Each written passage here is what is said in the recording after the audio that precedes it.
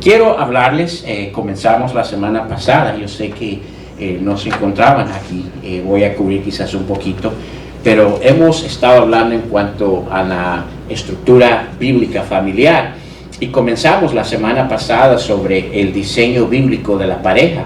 ¿Verdad? Se acuerdan que la primera estructura importante es dónde vamos a edificar, ¿verdad? Vimos la historia de aquel que ¿verdad? Fundó sobre la arena y aquel que fundó sobre la roca.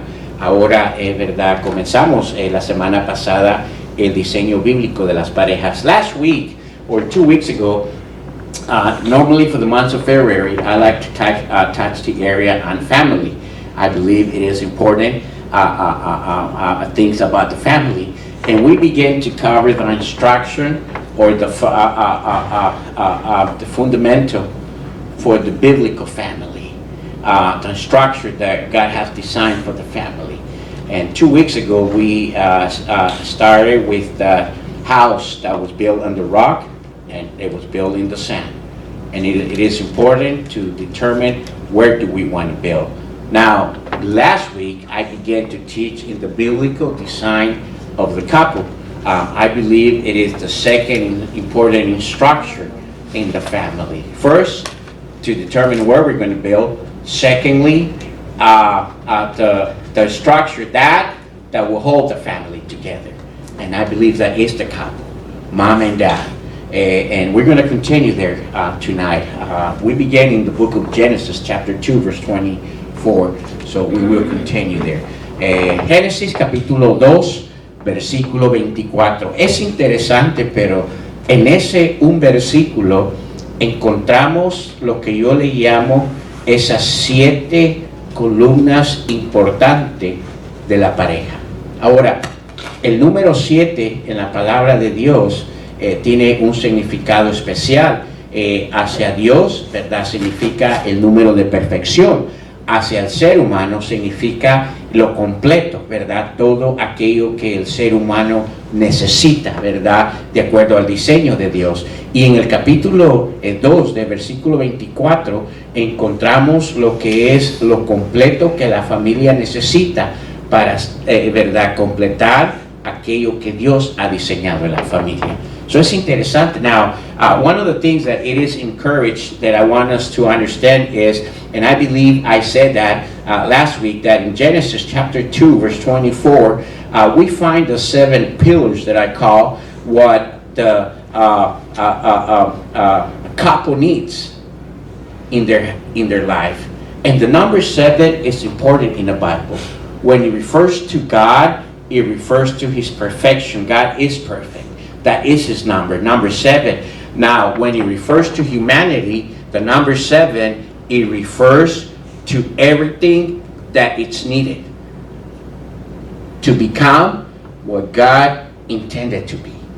And there's 7 pillars that I find on that verse 24. We started to look at last week, and I'm not sure, I believe we only saw a pillar 1 and 2, right, Pastor?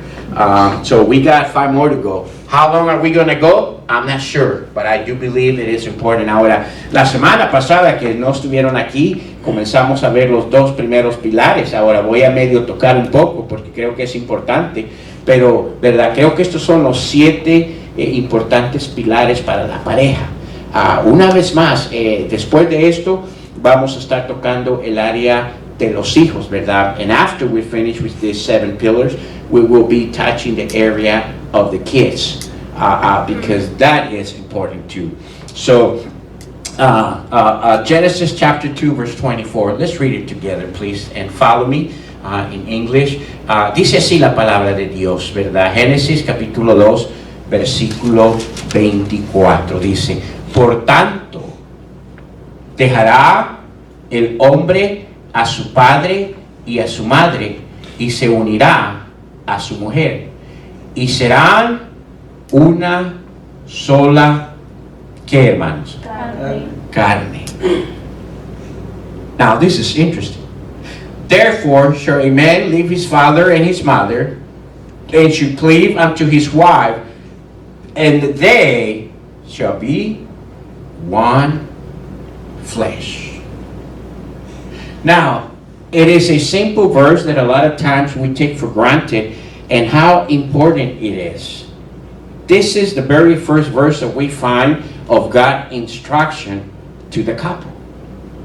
Ahora, es interesante, pero este es el primer versículo que usted y yo encontramos en cuanto Dios comienza a dar la instrucción hacia la pareja. El libro de Génesis es conocido como el libro de principios, donde todo originó. The book of Genesis is known as the book of beginning, where everything started. In Genesis 2, verse 24, it is when we can see the design, the pattern that God had for the couples. Hay 7 columnas importantes aquí. There's 7 pillars, important pillars for the couple that we find in Genesis chapter 2, verse 24. The very first one, it is a word that's there that says, therefore shall a man, what's the next word there? Leave. That word leave. Ahora, hay 7 columnas importantes. La primera es donde dice ahí, por tanto, ¿qué sigue, hermanos? Dejará. La primera columna, ¿verdad? Dejar, ¿verdad? Implica un proceso de transición. Ahora, vamos a entender este versículo. ¿A quién se le está dirigiendo Dios a este versículo? ¿Alguien sabe? Now, I asked, I believe last week, who is this verse talking to? Who was around during that time when this verse was expressed? Adam. So who is this verse talking to? Come on, man, we don't want to confess. It's talking to the man, to Adam. Ahora, esto es importante porque este versículo está siendo relacionado, está siendo compartido por Dios hacia alguien específico. En ese tiempo, en el principio, ¿cuántas parejas había? Una. ¿Quiénes eran? Adán y Eva. ¡Wow! ¿Y a quién le está hablando en ese versículo? A Adán. Ay, las hermanas se ponen bien contentas, huh? I've never seen the ladies smile the way they smile when I ask this question, who is this verse talking to? And right away they say, oh, to the man. They get excited for that. Anytime God gets in our case, they get excited, huh? But yes, he's talking to the man. Hey, we need to capture that because he's having a conversation with Adam. And he's about to instruct Adam in the area of becoming together with Eve to become one. Ahora, esto es importante porque escúcheme, está instruyendo a Adán, ¿verdad? En cuanto a él y a Eva, que van a formar una pareja para llegar a ser ¿qué? Uno. Y es una instrucción muy importante. Lo primero que vemos, ¿verdad?, de fundamento allí es que le dice al hombre, ¿a quién le dice? Dejará el hombre. La palabra dejar allí implica un proceso de transición, implica un cambio de adaptación. The very first thing that we need to understand is that he is telling Adam, and he's talking in general for the future families, he tells him, a man shall leave. The word leave there has a special significance there. Means that you will enter into a process of transition. Means that you will become into an environment in your life of adapting. Changes will happen. So one of the things that we need to understand, the very first pillar that we need to establish in our marriage is that we are in a process of transition. The man needs to adapt. Una de las cosas que tenemos que entender, ¿verdad? En el proceso de formar una pareja como Dios quiere que lleguen a ser unos, es que va a surgir, ¿verdad? Y especialmente se lo dice al hombre, ¿por qué? Dios sabe. Pero le dice, la primera columna que necesitas entender es que vas a entrar en un estado de transición donde tiene que haber adaptación en tu vida. Una de las cosas más difíciles que vemos dentro de la pareja es que el hombre quiere seguir viviendo con la libertad y no quiere adaptarse a lo que un hogar representa. Quiere que la esposa se adapte a él, pero él no quiere hacer cambios. Si no conoce Dios a los hombres. The truth is, I believe this is in that order because one of the biggest things that we see when couples are coming together, it seems that the man feels that they don't have to have any transition or they don't have to adapt to anything. The men sometimes believe that the wife who's going to be their wife for the rest of their life have to adapt to them. That's not what the Bible teaches. God knows man. And the very first thing that God talks to Adam says, hey, you will be in a transition. That means there are things that you're going to have to get adapted to. If you are going to become and be a design of a family to become one, there's going to be a transition. That's why a lot of men get married and they still want to live like they're single. It's not possible. That's why, and I think most of us been married here for a while. That's why is when you were single, you would go home, you would sit in the sofa, and you enjoy your life for you. Now that you are married, it's not that way. As soon as you get home, there's a list for us waiting to do things. You might think that you'll just get home and relax, and you get a nice meal, and after the meal is done, honey, there's something that needs to be fixed. Honey, can you run to the store? By the way, it is interesting, but I believe that the woman doesn't have a problem adapting to the new relationship that's coming as a husband and wife. I believe a lot of the bigger problem is the man. Come on, ladies, you gotta help me. Say amen on this. Ahora escúcheme. Yo creo personalmente, y hay puntos en la Biblia, el por qué se dirige al hombre de esta manera. Y le voy a decir por qué. Porque yo creo que en muchos de los casos la esposa no tiene ningún problema en esta transición, en esta adaptación como esposa, sino el esposo es el problema. Porque forma un hogar, pero quiere seguir viviendo como vivía cuando era soltero. No quieren hacer cambios. No quieren ajustarse a los cambios.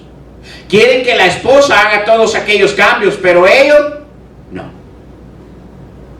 Este es uno de los grandes problemas, porque escúchenme, muchos de los hogares no llegan al potencial que Dios anhela en sus hogares. I do believe this is one of the biggest problems where a lot of times our marriage doesn't get where it needs to be, the way God intended to be, because somehow men don't want to adapt into that transition. If you're not ready to change, well, I think you guys are beyond that.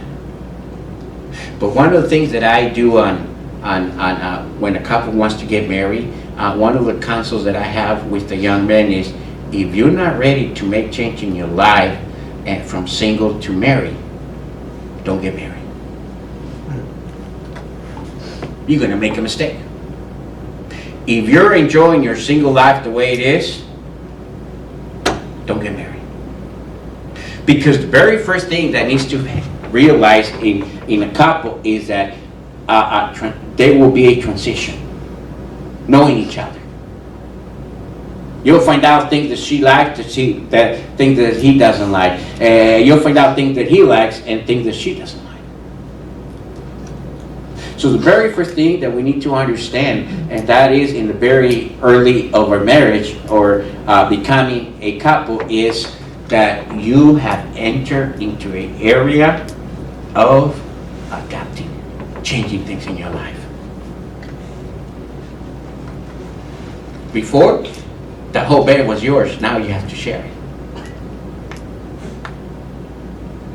Before, you didn't have to rush to the bathroom. You could get there whenever you want, and now you have to grab a ticket, especially if you have a lot of kids. Escúcheme. Una de las cosas que yo, verdad, en consejería bíblica, hablo con aquellas parejas que se van a casar, una de las cosas que le digo yo al muchacho directamente, si tú estás disfrutando tu manera como te encuentras y no estás dispuesto a ajustar en tu vida cambios, escúchame, no te cases. Porque la primera cosa que necesitas entender es que cuando haces ese compromiso de ser una pareja y un matrimonio, la primera cosa que vas a tener que adaptar en tu vida es cambios. ¿Ves? Antes no compartías tu cama era toda tuya. Ahora tienes que compartir la cama. Y el que llega primero es el que agarra el gran porcentaje de la cama. Antes, el baño estaba disponible para ti a cualquier hora cuando se te antojaba. Ahora tienes que agarrar ticket, especialmente si tienes hijos. Mire, yo antes de, ¿verdad? En nuestra casa los baños están arriba, ¿verdad? O está arriba, y antes de subir digo, ¿alguien en el baño? Porque si dicen sí, pues ¿para qué subo? Antes no tenía que hacer. I remember when I was single, I didn't have to ask like I do now. Before, our bathrooms are in the second floor. So before I go to the bathroom, because I have kids at home and I got my wife, the very first thing I do, even before I start climbing down the stairs, is anyone in the bathroom? And if they say yes, I say, forget it. I'm not even going to try to go up there. Things have to be adapted. By the way, that transition continues and continues. You never will get there where you have done your complete transition. You're always adapting. My wife and I, we've been married, this is going to be our 32 years, and we're still adapting to things. Because now we're entering a new age, 55 and plus. And that's totally different than when we were young. Things have changed, and we have to adapt each other. Y escúcheme, esta área de transición es una transición que va a existir por el resto de sus vidas como pareja. No hay tal cosa que, ya llegamos a donde estamos adaptados y ya no hay cambios o adaptaciones, lo que sea. Nosotros llevamos, este año vamos a cumplir 32 años de casados. Y escúcheme, estamos llegando a lo que le llamamos la tercera edad. Y adivine qué hemos experimentado, que ahora tenemos que hacer otras adaptaciones. Cuando pensamos que ya estaba todo en orden, otras adaptaciones. Pero es importante. Necesitamos entender, y las adaptaciones no es solo para la mujer, es para el hombre también. Segundo, secondly, so the very first thing is we need to understand that there will be a transition in our life when we become a couple. And that transition will continue. Things have to be adapted in our life. And let's not forget that, because that's important. By the way, you will have to adapt when kids come. The things that you used to do as a couple before kids were here, guess what? Now you have to adapt different things when kids are around. And by the way, you adapt when the first kid, when the second kid, and now the third kid. And by the way, when they get big, you have to adapt too.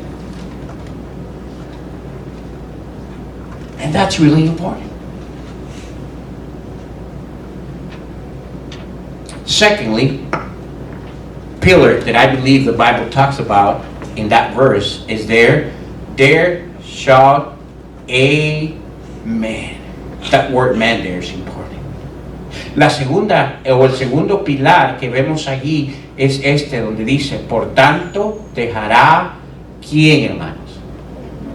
Hombre, esa palabra hombre.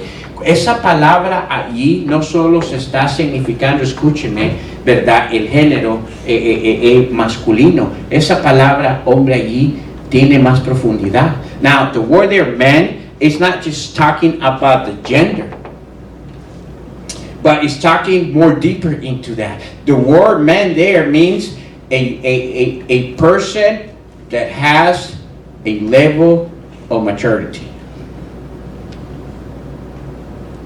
The word man there specifies maturity.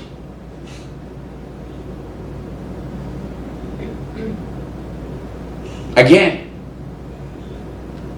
when I counsel people that are going to get married, the very first thing I ask the lady is, do you believe this person has the level of maturity that you need for your home? And I ask the guy, do you believe you are mature enough to handle a home?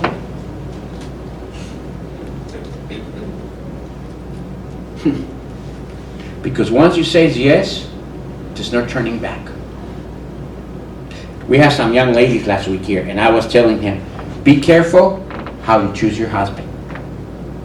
Don't choose for what they can offer you. Don't choose for what they have. Make sure that the person you're going to choose as your husband has a level of maturity. Segunda cosa, la palabra allí, hombre, no solo es referente al, verdad, este género masculino. La palabra hombre allí enfoca a alguien con un estado de madurez.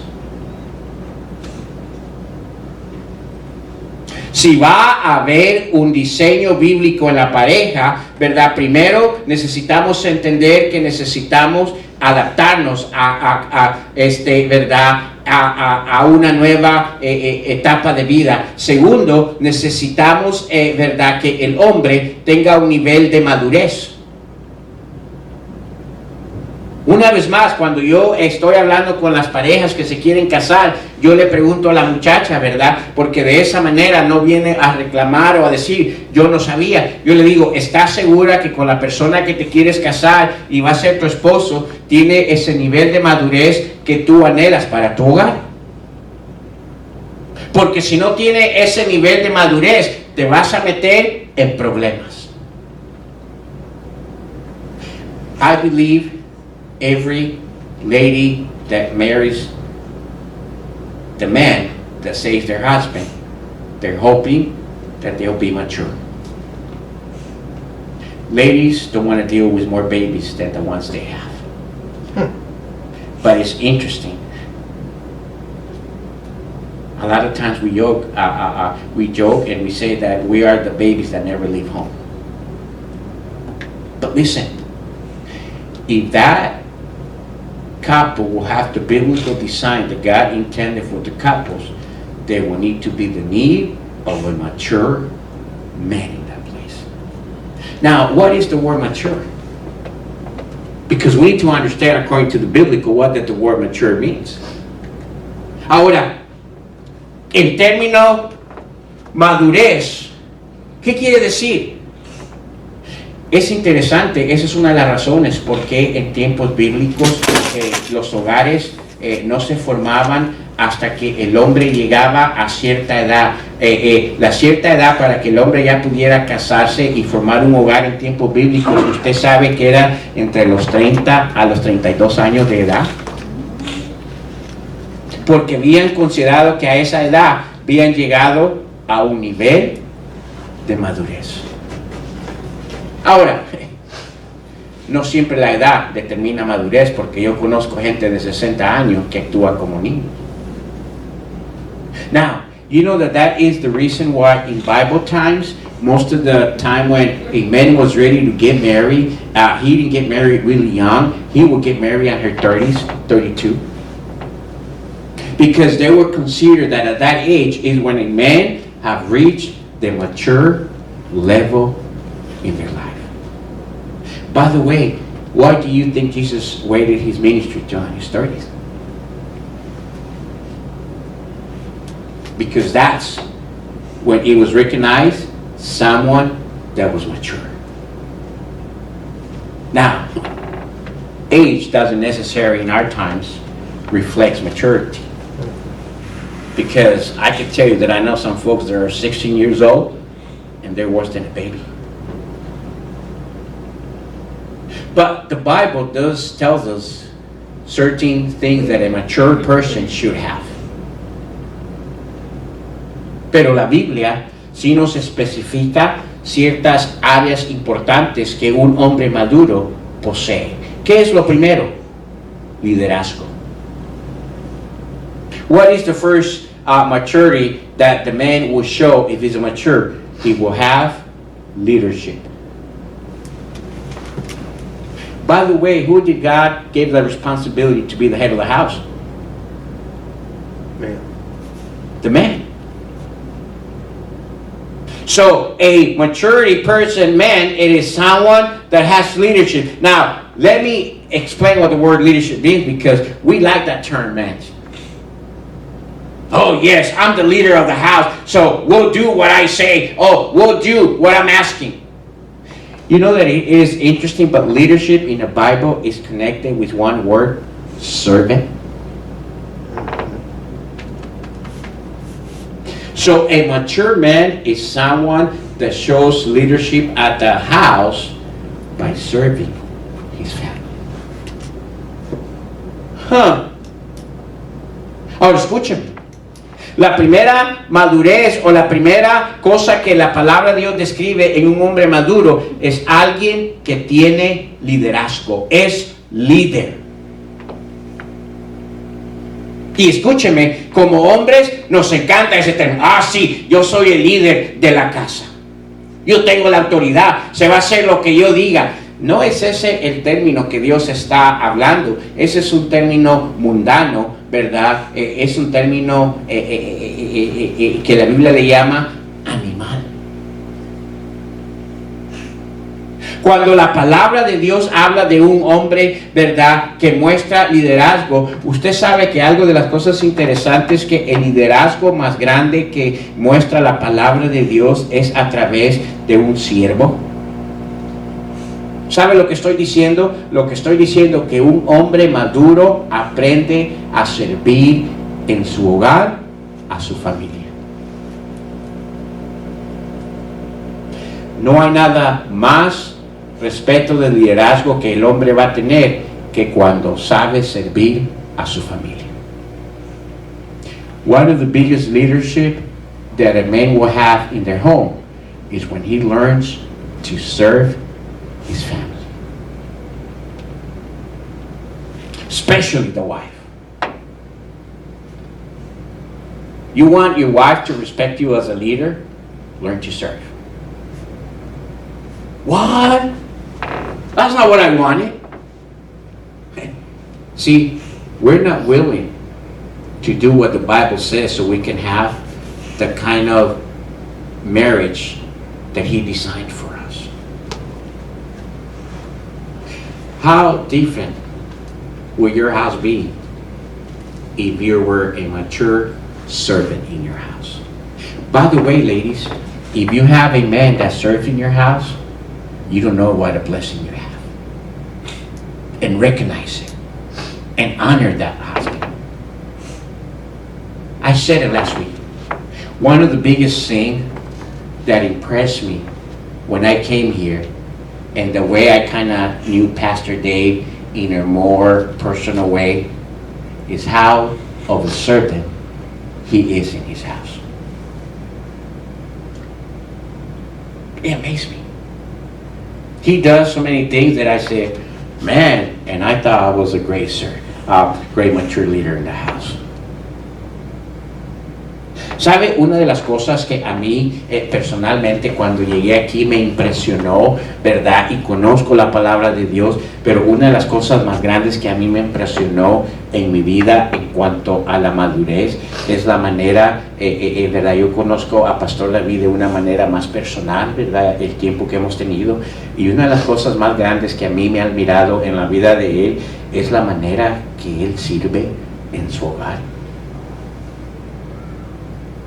Y le voy a decir por qué. Porque comúnmente no vemos eso entre pastores. And I'll tell you why I was impressed, because a pastor, I've been around a lot of men of God, and it's rare to see a man of God that knows how to serve in their home. It's rare. That's one thing that impacted my life. I said, man, if I'm going to be the leader that I need to be, I need to learn to serve in my house. Guess what? When I got married, it wasn't there. My wife with the kids, they could tell you. I do believe the time that I've been here, God have spoken to me in that area, and I have become a more better servant in my house than I was before. And you know what that has granted me? To be a leader in the house. ¿Sabe lo que el servir en la casa le da como bendición? Le da la bendición de que su esposa y sus hijos le miren como un líder. Pero se toma a un hombre maduro que aprenda a servir en su casa.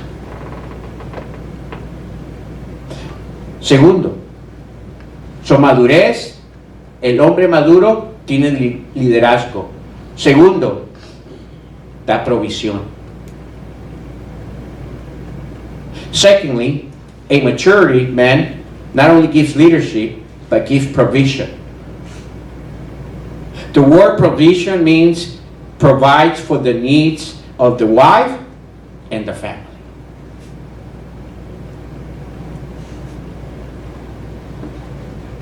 Cuando habla de provisión, habla de proveer, escúcheme varón, necesidades, no caprichos. Y Dios nos da la sabiduría para determinar qué son necesidades y qué son caprichos.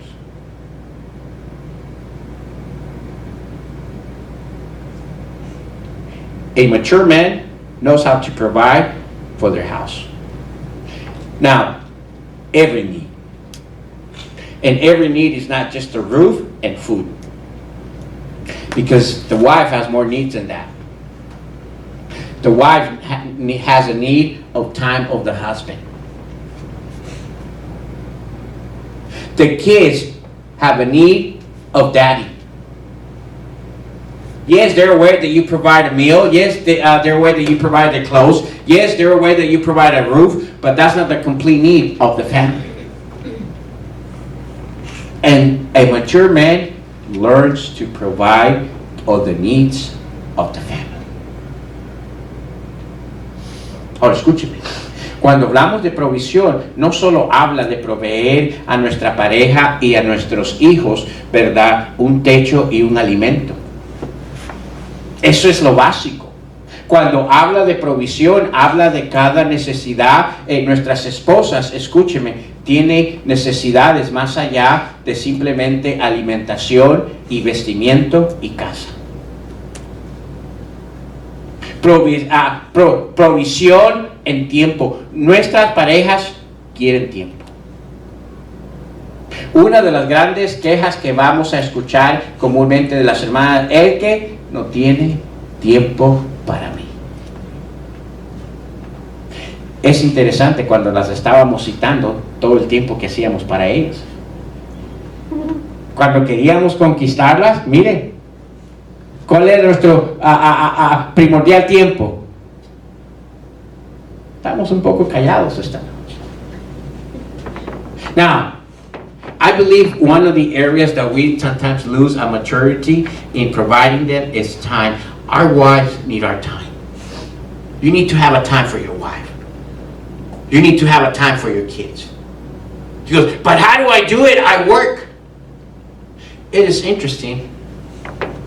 When you were trying to conquer your wife and you were dating your future wife, you would make time. You would go beyond and see how you have that time together. Why? Because you were trying to provide for her need. One of the hardest things for us is trying to find out our time together. Just us, no kids. And our big girls, they always want to be around us. They know we're going to go out. Can we go with you? Literally, sometimes we have to tell them, I'm sorry, this is just mom and dad. You know what I'm trying to tell my kids? I need to provide for the need that my wife has to have a time with me. Because our kids have grown. I mean, we have our oldest 26. We have Heidi, which is about 22. And sometimes we need privacy as a couple. I'm glad there's no kids here and they will marry here. We have determined with my wife, you know what? Our house is not big enough and we need our time to ourselves. So guess what we do? Once a month, one weekend, we just leave ourselves. We check into a hotel and we spend our time ourselves. No kids, no dogs. Man, because even your dogs don't give you privacy nowadays. Why do we do that? Because it is important that maturity knows how to provide the need of your wife. You don't hear that often nowadays. One day the kids are going to grow and they'll be gone out of the house. And then who's going to be left? Two strangers. Who are you? I don't know. Who are you? How long you been here? Well, this been my home. No, this been my home. Are you sure? Because you did not provide it. By the way, man, it is our responsibility to create that time. Our wife have needs just to be with the husband. If it's just going out for a walk, if it's just going and, just surprise her in a different way.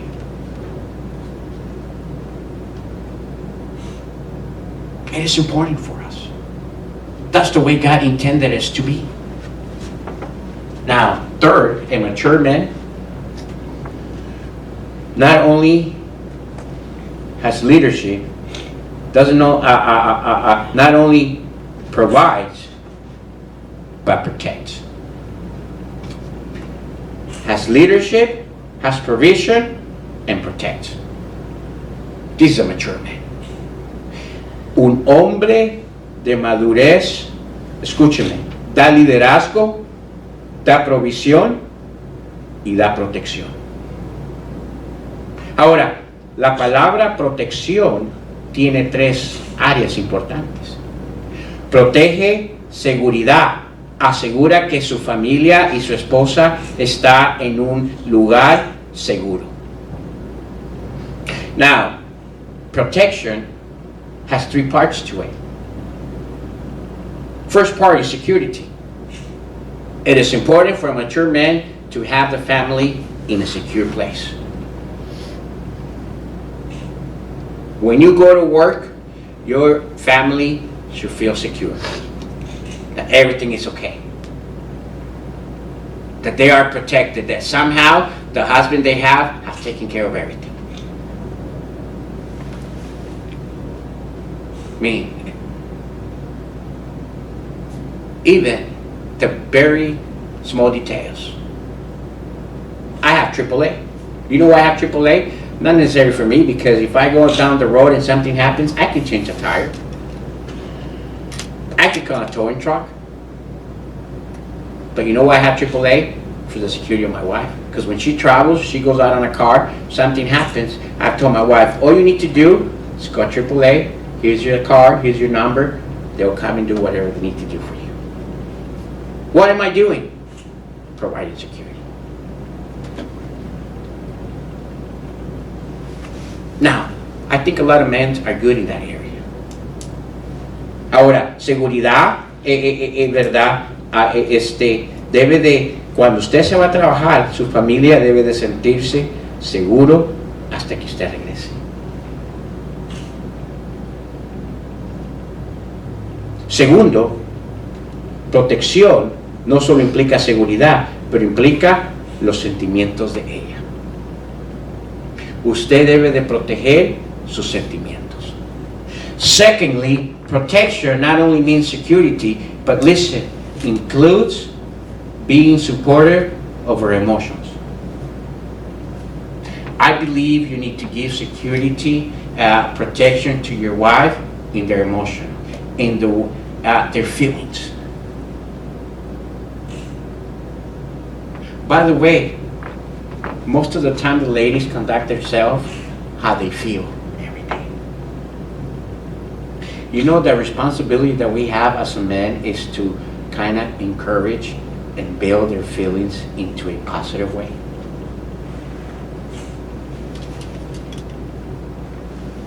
How do we do that? We feed their feelings. I'm not saying lie to them. You shouldn't be lying to your wife, but I do believe if she is what should be, there is enough things that you can do to encourage her.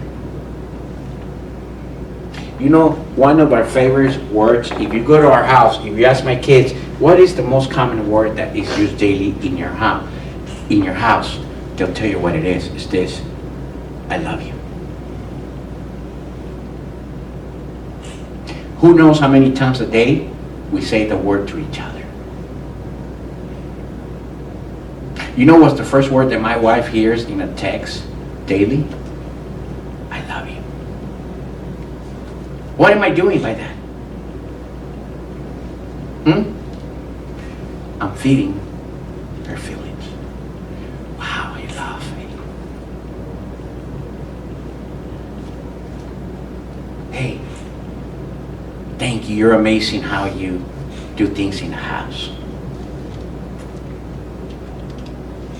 By the way, they will never get tired to hear great comments from us towards them. They love it. They wait for it every day. Man, Desi, whoever marries Desi one day, that guy better be sharp because he's going to have problems. My Desi, man, she keeps me guard because when she wears new stuff, she expects that daddy knows that she's wearing new stuff. And I'll be honest, I mean, with my age, with the things I have in my mind and the things I do, sometimes I don't pay attention to that. And guess what she does when she haven't heard from me? Wow, is that new? Guess what she does? She comes to me and says, Daddy, have you seen my new outfit? You know what she's telling me? She's telling me, Dad, you haven't fed my feeling about my new outfit. Are you listening to what I'm saying? A lot of our wives listen. Would not be in the kind of medication they are if they only had a man that was feeding their feelings in the right way. Una de las cosas tan importantes dentro de la protección que el hombre debe de dar, el hombre maduro, a la pareja, es seguridad emocional. Usted sabe que gran porcentaje de la vida de la mujer se dirige diariamente a través de sus sentimientos. ¿Ves? Tú y yo nos vamos a trabajar la mayoría de las veces. Ella se queda en casa. ¿Y sabes qué se queda en casa? Surgen todos aquellos pensamientos y sentimientos. Y a veces en su pensar piensan lo que no deben de pensar. Y les entra el temor, y les entra. Es por eso importante que como hombres es nuestra responsabilidad dentro de la seguridad, dentro de la protección que debemos de brindar a nuestra pareja, incluye el alimentar sus sentimientos. Cada día tú y yo tenemos la responsabilidad, escúchenme, de alimentar en una manera positiva el pensamiento de nuestra pareja.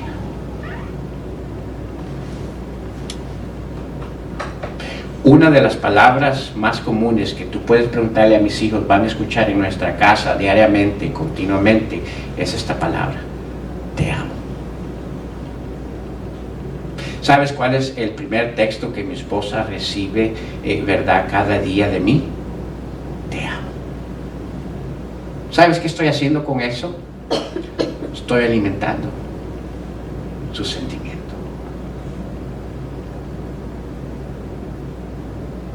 Debes de buscar aquellas cosas que va a alimentar positivamente el sentimiento de tu esposa, porque escúchame, una de las áreas que a veces el hombre descuida en cuanto a la protección de tu pareja es sus sentimientos.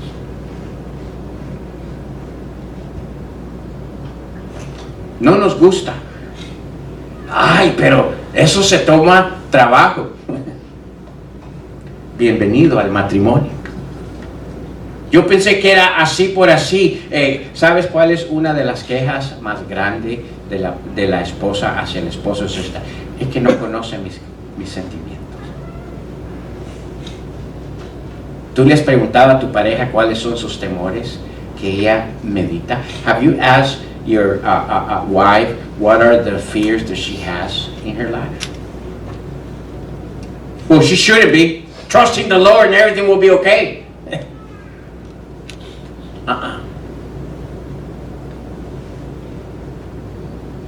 See, the way God created the man and the woman is totally different. And I'm glad the way God did it. But you know why? And I believe I was sharing that last week. You know why is it that a lot of times men or ladies start depending on themselves and feeding their own feelings and trying to secure themselves? Because there was not a mature man in that house. And I tell you what happens in that process. The fragile that they were meant to be, the way God decided, is lost in their life. Why so you think we have a lot of women going to work nowadays and men are staying at home? Now, am I against it? No. But part of the reason it is because somehow the women have seen that there was not that maturity that was protecting her feelings, and she wanted to make sure of it, that she's secure.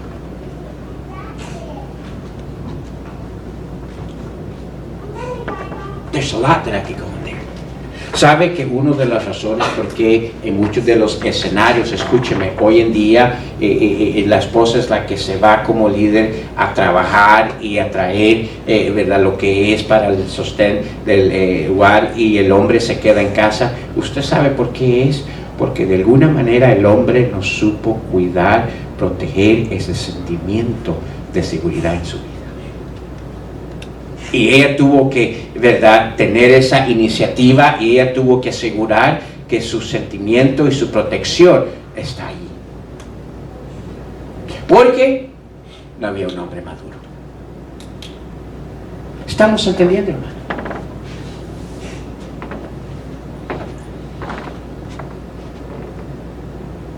Tercero, debes de cuidar su fragilidad. Dentro de la protección incluye seguridad, sentimiento y fragilidad. Hermanos, Dios diseñó a la mujer frágil. Y frágil no es la misma definición que muchas de las veces tú y yo tomamos en la palabra de Dios. Para ti frágil es puedo hacer con ella como yo quiera. Para ti la definición frágil es, ¿verdad? Fácilmente, ¿verdad? Es dirigida.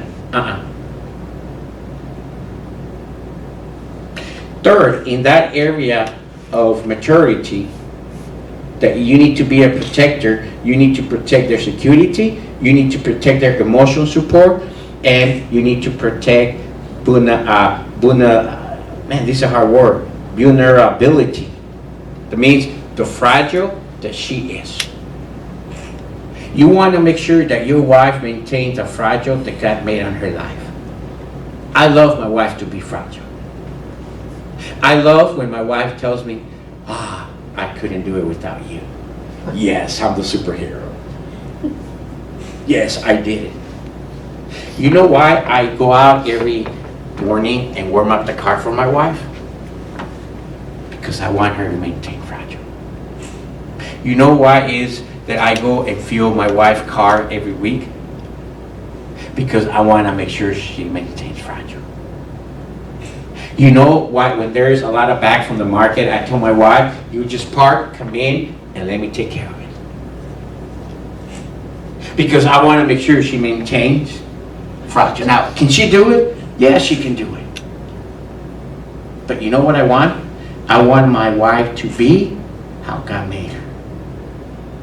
And the word fragile, a lot of times men take it in a different direction, not what the way the Bible teaches us. A lot of men understand the word fragile for the lady to abuse and damage and do however I want her. That's not fragile. How will you take care of a glass cup? A glass cup is fragile.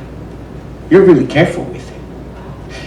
I was telling, I think last week, if you barely don't even move it, you just put your hands on it, you have left your mark on that cup already. And a lot of times, listen, our actions and the way that we are with our wife, it damages that fragile. It breaks it apart. Part of protection is protecting the fragile that God made them. Let's go to one verse, 1 Peter chapter 3. Vamos a un versículo, Primera de Pedro capítulo 3, versículo 7. Es interesante, hermanos, pero una de las áreas donde muchas veces también como hombres fallamos es en el área de darle seguridad en la fragilidad que ellas fueron formadas. Usted sabe que usted y yo tenemos la responsabilidad como hombre de cuidar la fragilidad de nuestra esposa. Mire, yo quiero a mi esposa frágil. Ahora, no la quiero frágil para hacer con ella lo que yo quiera o a dirigirla hacia donde yo quiera. No, hermanos. No es esa la fragilidad que la palabra de Dios nos muestra, ¿verdad? No, Primera de Pedro capítulo 3, versículo 7. 1 Peter chapter 3, verse 7. Mire lo que dice. Vosotros, maridos, igualmente, vivid con ellas, ¿qué? Sabiamente, dando honor a la mujer como que el vaso más frágil. ¿Ve cómo compara a la mujer como un vaso frágil? Y a veces nuestras acciones, nuestras actitudes, la manera que verdad nos dirigimos a nuestras esposas, escúcheme, no las tratamos como un vaso frágil. ¿Qué pasa con un vaso frágil, verdad? Un vaso de vidrio, si yo lo tengo aquí y lo dejo caer en el piso, ¿qué pasa? Muchas veces nuestras acciones, escúcheme, dañamos la fragilidad de nuestras esposas. Parte de la protección que el hombre debe de rendir como madurez es cuidar su fragilidad. Mire, yo no sé si usted entendió ese versículo. Dice, ¿verdad? Dice, viví con ellas sabiamente. No solo sabiamente, sino que dándole honor. Now look at verse 7, how interesting it is. He says, likewise, ye husbands. So who is he talking to? To the husband. Says, likewise, ye husband, dwell with them. Who's them? Our wife. According to knowledge. You need to have knowledge. The word knowledge there means you got to be wise. You know that maintaining your wife fragile, it is something that you need to study and be wise on.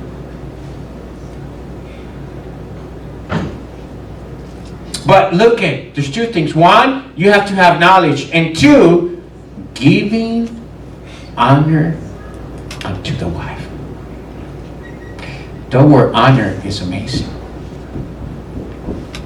Does your wife feel honor from you daily? That's why I do the little things that I do. ¿Sabe por qué muchas cosas que yo hago en mi casa las hago con esta, verdad, con este propósito? Yo quiero que mi esposa continúe sintiéndose frágil. Una vez más, no para abusar de ella, no para hacerla como yo quiera, no, es porque Dios diseñó a la mujer frágil. Y mientras más frágil ella, verdad, es, verdad, mire, la más bendición que va a ser para nuestra vida. ¿Sabe por qué yo salgo y caliento el carro de mi esposa? ¿Lo puede hacer ella? Sí. Pero ¿sabe por qué lo hago? Porque quiero guardar esa fragilidad de ella. Cuando ella sale al carro, escúcheme, ella sale a un carro calentito. ¿Sabe por qué yo le pongo gasolina al carro de mi esposa todas las semanas? Porque quiero guardar su fragilidad. ¿Sabe por qué cuando mi esposa va a la tienda y trae bolsas, yo le digo, tú solo métete al driveway, parquea el carro, métete para adentro y yo meto las bolsas? Ahora, ¿pudiera hacerlo ella? Sí, pero ¿sabe por qué lo hago? Porque quiero guardar su fragilidad. ¿Sabe por qué hoy en el invierno, que es el tiempo de nieve, mi esposa, no que no pueda, pero una de las cosas que yo le he dicho en el tiempo de nieve, ¿sabe quién la lleva al trabajo todas las mañanas? ¿Sabe por qué hago eso? Porque quiero proteger su fragilidad. Sus amigas le dicen, oye, estás bien chequeada, le dice, te viene a dejar a la mera puerta. Y sabe, cuando ella me dice gracias, lo que yo hago, saco, wow, ese soy yo. You know why is it that during the snow season, my wife can drive, but she doesn't drive during the snow season. I take her to work, and I leave her in front of the door. Some of your workers, help workers, tease her and say, hey, you're so spoiled, look, he leaves you right at the door. But you know why I do that? Because I want to maintain her fragility. That's part of security. By the way,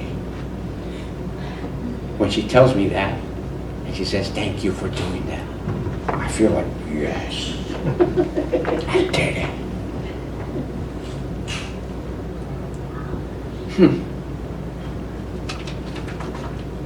I think we're going to stop there because our time has gone by. These are the very first two. And Pastor, I'm sorry I had to go and restudy that again, but I thought it was needed. Those are the first two pillars. Ahora escúcheme, vamos a parar ahí, pero escúcheme, estos son apenas los primeros dos pilares. Ahora podemos entender por qué muchas veces, verdad, aquel diseño bíblico que Dios tenía para nuestras parejas parece que no se encuentra. Porque no vemos esos detalles importantes. Y este es el primer versículo que Dios habla en cuanto a la pareja. Now you can see why a lot of times the design, the biblical design that God has for the couple, we don't see it there. Because we're not careful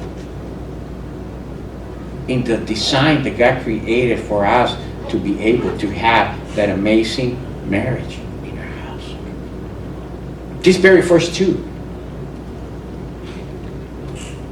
One, understanding that your marriage is a transition. It's constantly adapting. And it's not her just adapting to what you want. It is both adapting to each other. But secondly, a maturity man. Our homes, in our times, have lost the idea of a mature man.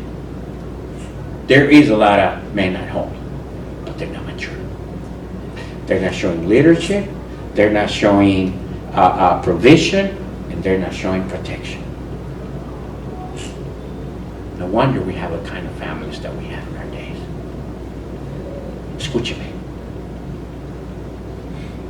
Es importante estas columnas para la edificación de una familia exitosa. By the way, I'll finish with this. If the couple structure is not solid, the rest of the family will not be either.